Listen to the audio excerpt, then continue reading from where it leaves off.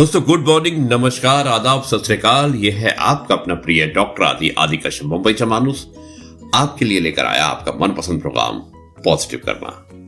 आज एक विशेष कहानी है, एपिसोड नंबर 1554, जिसमें गुरु और शिष्य के रिश्तों की बात की गई है। जाइएगा मत, मिलते एक छोटे से ब्रेक के बाद। आज की कहानी का शीर्षक है रिश्ते, जिसमें कि टीचर और स्टूडेंट के रिश्ते के बारे में बात की गई है। शुरुआत करता हूं इस कहानी की कुछ इस प्रकार। इस महिला का नाम वल्सा है, जो केरल के मल्लपुरम के एक स्कूल में गणित की पूर्व शिक्षिका है। 3 साल पहले एक महिला दिव्या, जो कि IAS थी, उसने केरल के एक रेलवे स्टेशन पर भीख मांगते हुए उसे देखा और उसके बाद उसकी जिंदगी बदल गई। लेकिन उस स्टूडेंट को वो चेहरा जाना पहचाना लगा जब उसने देखा कि एक महिला भीख मांग रही है, और जब उसने पास में जाके देखा तो उसकी खुद की क्लास टीचर थी। रेलवे स्टेशन के बाहर जब दिव्या की मुलाकात अपनी रिटायर स्कूल टीचर से हुई तो उन्होंने फटे मैले कपड़े पहने हुए थे। दिव्या ने बताया कि उस दिन क्या हुआ था। दिव्या ने कहा कि उनके पास कुछ पॉलिथीन बैग थी, जिनमें पानी की बोतलें और कपड़ों के पुराने टुकड़े थे।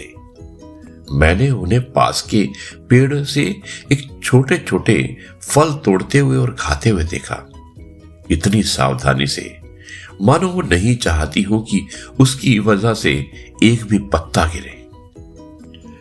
टीचर में जब उनके बारे में पूछा गया और उन्होंने कहा कि मेरी रिटायरमेंट होने के बाद मेरे बच्चों ने मुझे छोड़ दिया और उनके रहने के लिए भी मुझे कोई जगह नहीं दी, इसलिए वो रेलवे स्टेशन के सामने भीख मांगने लगी। तब उनकी छात्रा बहुत जोर से रोई और उन्हें अपने घर पर ले आई और उन्हें अच्छी पोशाक दी और खाने को दिया और उनके रहने को भी एक अच्छी जगह पर व्यवस्था कर दी। और इतना ही नहीं, उसने जितने भी उसके साथ में पढ़ने वाले दोस्त थे उनसे संपर्क किया और उन्हें रहने के लिए और एक बेहतर जीवन व्यतीत करने के लिए कई सारी सुविधाएं और व्यवस्थाएं की। दोस्तों, खुद के बच्चों ने उनको छोड़ दिया था, लेकिन जिन बच्चों को उन्होंने पढ़ाया उन्होंने उनको नहीं छोड़ा। यही गुरु शिष्य परंपरा की महानता होती है।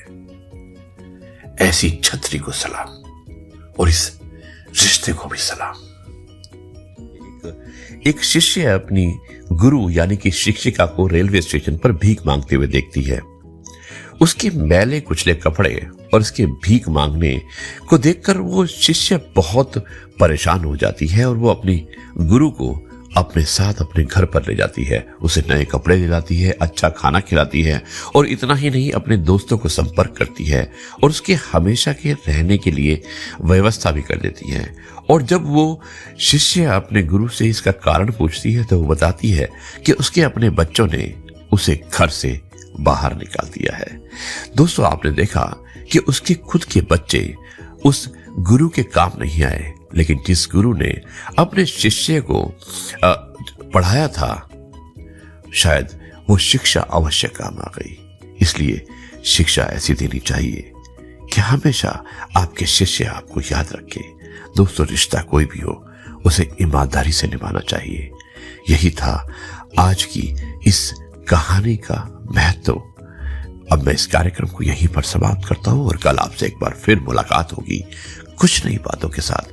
तब तक के लिए कहता हूं जय गुरु जी, शुक्राना गुरु जी।